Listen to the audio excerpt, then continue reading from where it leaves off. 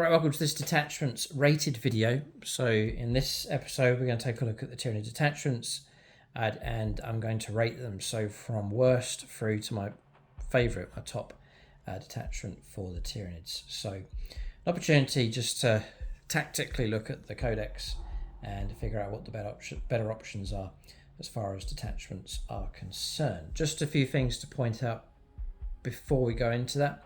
And that is that Games Workshop have released an update on the rules. So you have an army rule. There's two parts to it. There's synapse, which helps you improve your chances of passing battle shock, and then on top of that, as each time unit takes a battle shock test, you take the test. It's 3d6 instead of 2d6. That's fine. And then each time model on that unit makes a melee attack, add 1 to the strength characteristic of that attack. So bear that in mind now, as whilst you're in synapse range. It's +1 strength in close combat, which is helpful enough. A little bit of an improvement, but helpful enough. So keep that in mind. And then Shadow in the Warp as well is it's like you force the opponent on a battle round to make battle shock tests across the army. If your faction is Tyranids, once to a battle in either player's command phase, if one or more units from your army with this ability are on the battlefield, you can unleash Shadow in the Warp. When you do so, the enemy unit must take a battle shock test. And then it also says with the update here, each time an enemy unit takes a battle shock test, it's within 6 inches of one or more synapse units from your army, it's -1 to that test. So a few tweaks going on, some slight improvements with the latest rules from Games Workshop. So for discount 40k to get a hold of this Codex, to start collecting Tyranids or expand your collection, it's gamingfigures.com. Link for them in the video description below. You can tap into free postage, deeper discounts if your order's large enough of them as well. So just follow that link, it's in the video description below.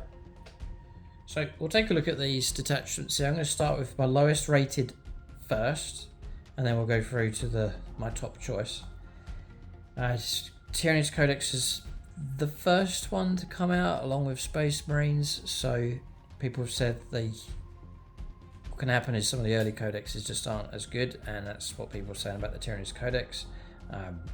I still think they're okay in Games Workshop, as we've seen, have tweaked the rules to some degree to help them out, and they still seem to be getting all right, as from what I can see from the tournament scene and so on. So Tyranids had a decent faction enough for sure. I would say though that some of their detachments are quite poor.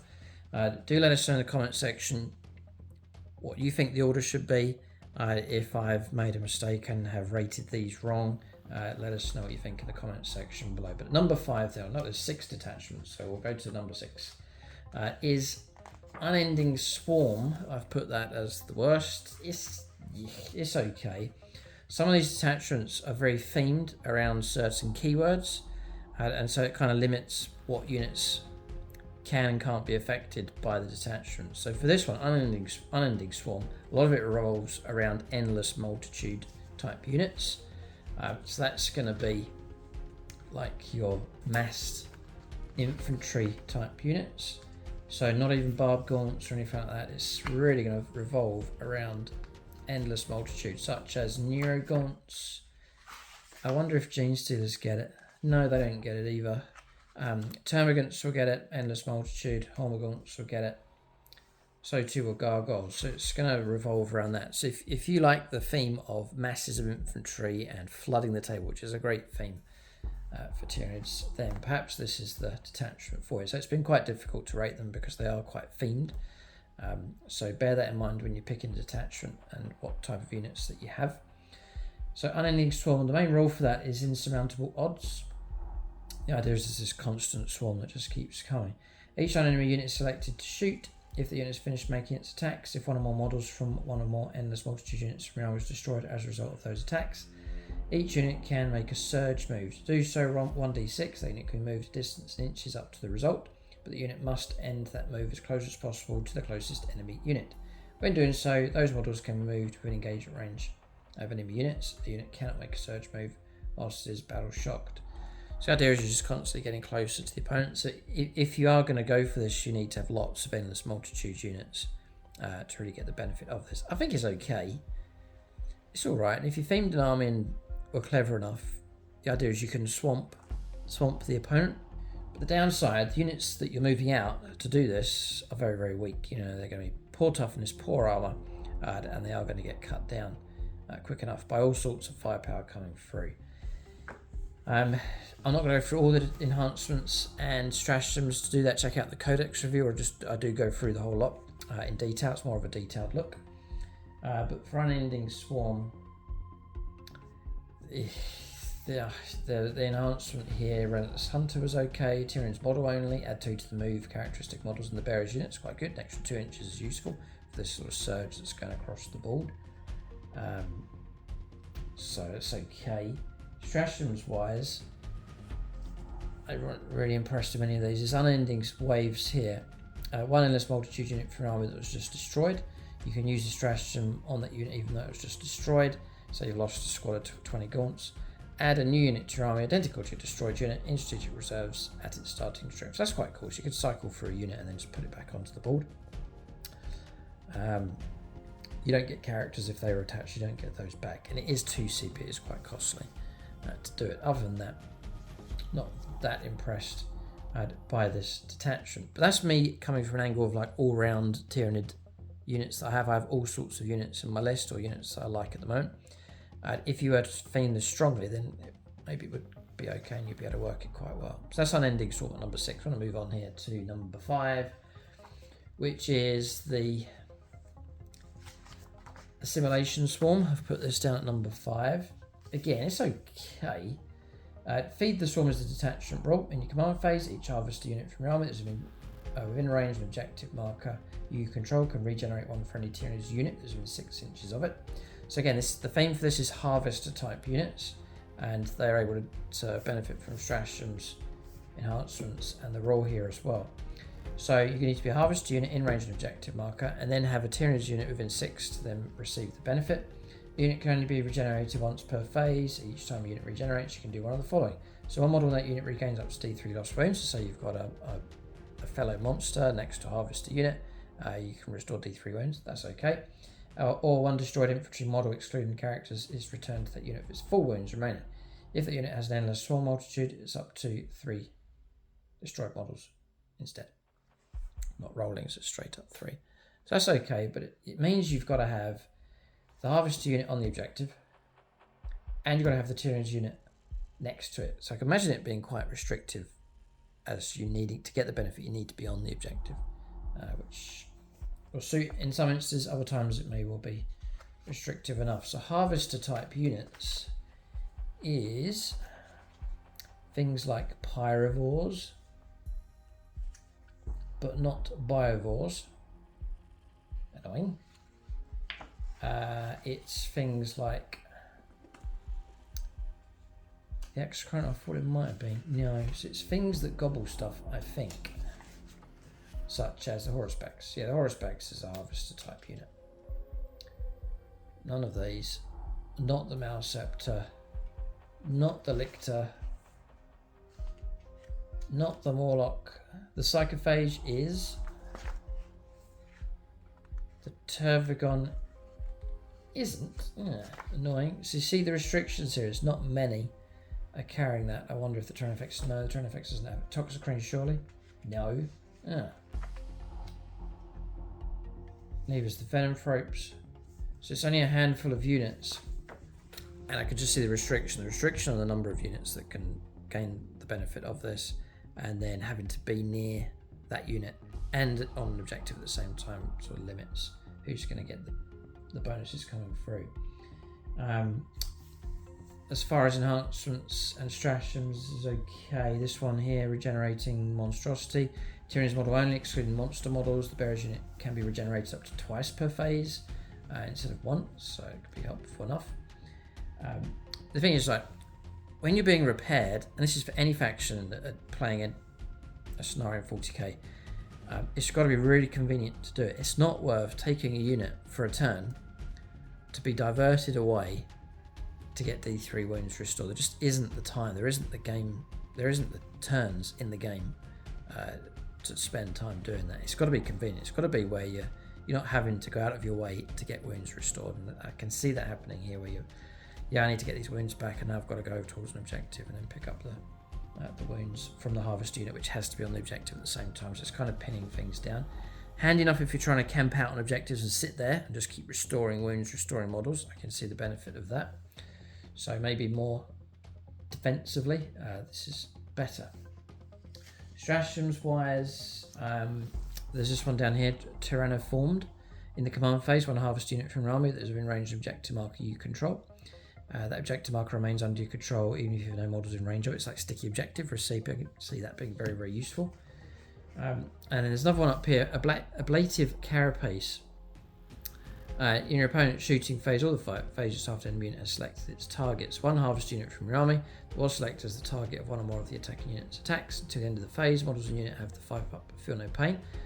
That's really helpful. If your unit is in range of objective marker you control to the end of the phase, then it's a 4-up feel no pain, which is really powerful. Now it is 2 CP, which is a downer, but it is quite a benefit. It really is quite helpful if you've got lots of wounds. 4-up feel no pain is incredibly good. So simulation swarm, I guess with all of these you only know until you really try them out and use them to see how they actually work in a game. So that's the simulation swarm. That's at number 5. Next is number 4, which is Vanguard Onslaught next. Again, this one's themed. It's Vanguard Invader type units. So this is your infiltrator, first on the scene type unit. So I imagine it's going to be Death Leaper. It's going to be, I wonder if Raveners get it. Yeah. Gene Stealers for sure. Yeah, they would get it. Anything like the Neurolictor, regular Lictors, those would get it. So it's your Von Ryan's Leapers, I imagine they must have it as well. So it's your forward infiltrating type units. Again, weaker type units usually. So you benefit in those that are quite soft. But anyway, detachment are always quest to tendrils. Tyranids units with this ability are eligible to charge in a turn in which they fell back. So there's some tactical flexibility. And again, to get the best out of this, you really would need to theme the army around this. So max out Lictors, max out Von Ryan's Leapers, and so on, really build the army towards this, which is a great theme. And the model sculpts are incredibly good for Tyranid Vanguard units. And so you can fall back and charge, fine, which is real good flexibility if you really invest in these types of units. Plus, you can advance and charge. Now you've got good speeds. Now your Lictors, for example, are advancing and charging, which makes them very quick. I think they move 8. So you've got 8 plus D6 and then a charge. Very cool. And then you've got Vanguard Prime. That could be your Warlord. Death Leaper can be your Warlord, which is great. I would love to theme an army around this. I love the Vanguard models for sure. It looks like they're a bit more flexible and quicker now around the board.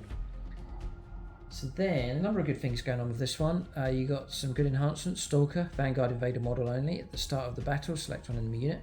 Each time the bearer makes an attack that targets the enemy unit, add 1 to the hit roll, plus 1 to the wound roll. It's pretty cool.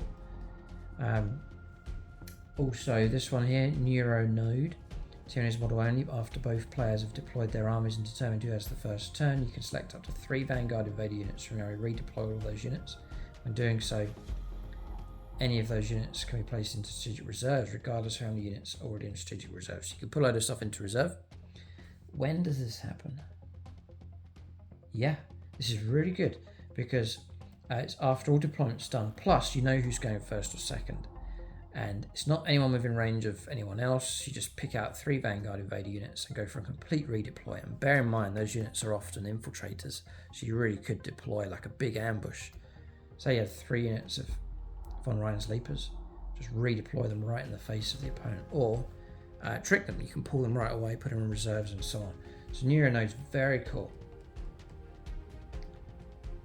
Very interesting. So again, it really depends on how you're going to theme your army. If you really buy into this, really get into it and max out on units, you could have a lot of fun, and there's some pretty good combinations going on. Some of the stratagems are pretty good as well. So we have this one at the top here, Surprise Assault. On CP, in shooting phase or fight phase, 1 Vanguard Invader unit from your army that has been selected to shoot or fight That enemy unit must take a battle shock test. At the end of the phase, each time model in your unit makes an attack that targets the enemy unit, it's +1 to the hit roll. Great. Usually hitting on 3s, now hitting on 2s. Fantastic. And then if they fail that battle shock test, you get +1 to the wound roll as well, which is fantastic. Play that on a Lictor, no problem. Or Von Ryan Sleepers. Great. So 1 CP, great enhancement. I'll go through all of these. We have this one here, Seeded Brood is good. Your movement phase, 1 Tyranids unit from your army that is in reserves, or up to 2 Vanguard Invader units from your army that are in reserves. At the end of the phase, for the purposes of setting up those selected units on the battlefield, treat the current battle round as one higher than it actually is. So it means, for example, turn 2, you're going to be able to work your way around the back lines, the opponent's deployment zone for coming on from reserves. Very cool, tactically very, very useful. Great for ambushing. It's your movement phase. Yeah, so don't think you could pair that up with Rapid Ingress, which I was wondering, but doesn't look like it because it has to be done in your movement phase. But still, picking up secondaries and so on, useful for sure. Then this one here, Unseen Lurkers, 1 CP in your opponent's shooting phase just after an enemy unit has selected its targets. Because I said at the start, like, your units are usually quite soft. On Ryan's Leapers, not that tough, Lictor and so on. 1 Vanguard Invader unit from your army that was selected as the target. To the end of the phase, your unit can only be selected as the target of a ranged attack if the attacking model is within 12 inches. So you're giving yourself lone operative basically to a whole unit. It's very cool. If your unit has lone operative, it becomes 6 inches. You really could protect like a Lictor, for example, with a very short lone operative range. So it's only a CP. Really can help protect your unit, frustrate the opponent. Fantastic. Really good. And then, yeah, this one here, Invisible Hunter for a CP. And to the end of your opponent's fight phase, up to 2 Vanguard Invader units from your army or 1 Tyranids Infantry unit from your army. Remove the targeted units from the battlefield and place them in strategic reserves. And the restriction is you must be more than 3 inches away from enemy units. So the ability to remove, redeploy, again, very tactically, very useful. So, great for Vanguard units. This is just a dream. It's really this great stuff going on here. But those units that are Vanguard, Invader, they're okay, but you need other supporting units. You need firepower from other units. You need heavy hitting, close combat type stuff, and they're not really going to be able to tap into anything from across here. So that's something to weigh up and think about. But still, the benefits in here, themed for Vanguard Invader units, are very cool. So I've rated this detachment quite highly, putting it in at number 4. Next, I'm probably biased on this one because I'm running it currently, and I've heard people say this is the worst. But I rate it. I think it's all right. This is the Crusher Stampede is the next detachment here. Now, I am biased. I'm running this one at the moment. But again, it depends on your theme. For this one, it revolves around Tyranid monsters. And I'm running a fair few in both of my Tyranid armies, the Red Army and then also the Leviathan Tyranids, plenty of monsters, and some bias towards this one. But despite that, I still think this is a good detachment. I guess because I'm thinking your hardest hitting units for the Tyranid Codex would be monsters, so anything you can do to enhance and make those better gives you the best chance. Because some of the best destruction, best damage can come from the Tyranid monsters from the Codex. So for this one, Crusher Stampede, quite a basic rule here, and again, if you're going for the theme of lots of monsters, you're going to get the most benefits. So monsters get +1 to their hit roll as if they're below their starting strength. So you've got a monster that's taken just 1 wound, it's going to get +1 to its hit roll, and that's for shooting and close combat. So pretty good. And then if you're below half strength, then you get +1 to your wound roll as well, and that's shooting and close combat. So it's kind of a rule that you need to make sure that you remember when you're in the middle of a game, just to make sure you get those coming through. But monsters, they're going to get targeted, they're going to start taking wounds, and you actually become more powerful as that goes along. So then I'm running a fair few monsters, and there's some good stratagems. Some of these as enhancements, they're okay. I'm not really going to go for any of those because they're not that great, but I do like some of the stratagems. I think they're pretty good. For example, this one here, for 1 CP Rampaging Monstrosities, monster unit, when you fight for a CP, you can re-roll your hit roll, which is very, very useful. You're trying to get hits, like a Screamer Killer, for example, hitting on 3s. You're going to start missing a portion of those. You get 10 attacks. You miss with 4, and all of a sudden you're just down to a few hits coming through. Rerolling hit rolls on 3s, that makes it very reliable. Or if you've taken damage, +1 to hit roll, 2s to hit rerollable. It's highly likely all of those hits are going to come through, and that's much, much better situation to be in. So Rampaging Monstrosities is a good one. Savage Roars, quite good. So the enemy unit selects a monster to fight against. You force that opponent to take a battle shock test, and then whether they pass or fail, it's -1 to hit roll. Great. If the battle shock was failed, it's -1 to the wound roll as well. That could be very useful against the monster. You may have infantry that's struggling to wound anyway, and then you force them to -1 to the wound roll. Is very good. Battle shock's disruptive for using stratagems and so on. So Savage Roar is okay. Massive Impact is great. It's one of my favourite ones. It actually gives your monsters on the charge some kind of tank shocking ability. 6 dice and 4 pluses after you complete a charge of a monster model, and then each one's a mortal wound. That can really help with the impact of your monsters charging in. You've got Screamer Killer going into a vehicle, has 10 wounds to try and get through. You cause 3 wounds knocked off with Massive Impact. It just helps. But you've got some kind of really tough character you're going to charge into, you can cause some mortal wounds to bypass any protection they have. So that's a great one, useful one. Swarm Guided Salvos for your firepower, stripping away cover, ignoring modifiers is okay. We're on command point. And then, yeah, this one's, I've yet to use it, but it's going to come up if you remember. Corrosive Viscera. So it's in your opponent's shooting phase or fight phase, and it's after a monster of yours has been slain. So it's auto detonate. Now some of these Tyranid monsters, like the Norn Emissary for example, D6 mortal wounds on a 6-inch radius. You really could do a kamikaze bomb and then deliberately blow up when you're slain. It's a great theme. And you could cause horrific damage if you pile into a load of units. So that one's a ticking time bomb, could be a real good one. So Crusher Stampede, it suits my army well. I've probably rated it higher than it should be. But if you are running plenty of monsters, and I think monsters do hit better and there's more potential, more damage potential coming from them, some of the best options to go for, then Crusher Stampede is going to give you some good rewards. And it's a very tasty stratagem, so I rated it at number 3. So I haven't put it at number 1 though. I think there are better ones. And so we'll look at number 2 next, which is, this is probably, there'll be disagreements on my ratings here at number 1. But I think the Synaptic Nexus is a strong detachment. It's a good one. So this theme obviously is Synapse. So Synapse type creatures, which usually you're going to be running them. It's wise to do that. So Synapse creatures is going to be things like, do you know what I think? Yeah, the Mouseceptor gets it. So it's not always like HQ type choices. You're usually going to have a few. Just checking deeper into the book what Synapse models there are, but usually it's around your HQ kind of choices. Warriors, I believe, is Synapse. Yeah. So Tyranid, Humble Tyranid Warriors. Synapse, which Games Workshop desperately needs a resculpt on those. I think it looks so good, especially with Space Marine 2. Then the Neurolictor is Synapse as well. Obviously the Swarm Lord, Brood Lord. Isn't? Oh, used to be.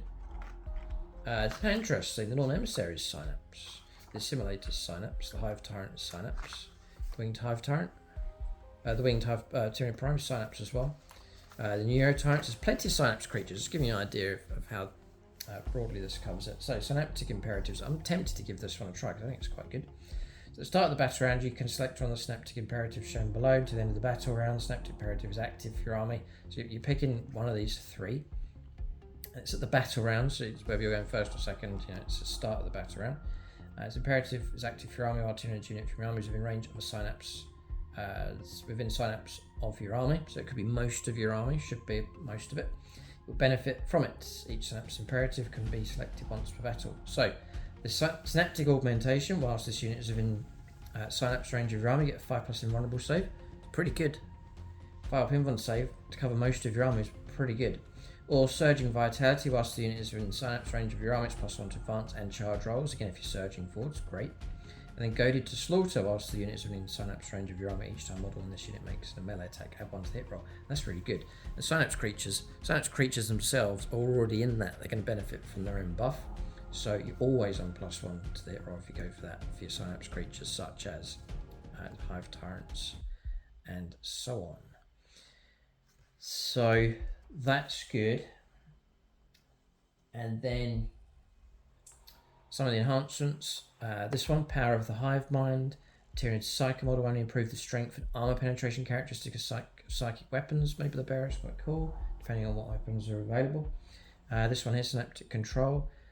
Each time an attack is allocated to the bearer, subtract 1 from the damage characteristic of that attack. Very good for helping to keep models, your Hive Tyrant, for example, keeping them alive. Great, -1 damage. Very cool. And then on to... So I think you've got a good detach roll, good enhancements, and then on to stratagems. This one here, Smothering Shadow, 1 CP. Any phase just after an enemy unit fails a battle shock test. 1 synapse unit in your army within 12 inches of that unit. Roll 6 dice, each 3+ is a mortal wound. Great. Ability to cause some easy mortal wounds, and very likely 3+, nice and generous with the odds of that going through. Then this one over here, Reinforced Hive Node. This is -1 to the AP. Yeah, so just stopping here, and I want to check this one. I think I'm right here with the wording. So you got to be careful on this one. It's not units within Synapse, it's Synapse units. So these are quite restricted specifically to Synapse units. So like a Hive Tyrant, for example, but not a unit that's within Synapse range. As opposed to here, it says a unit from your army within Synapse range, they get it. So that's fine. It's going to cover most of your army. That's fine.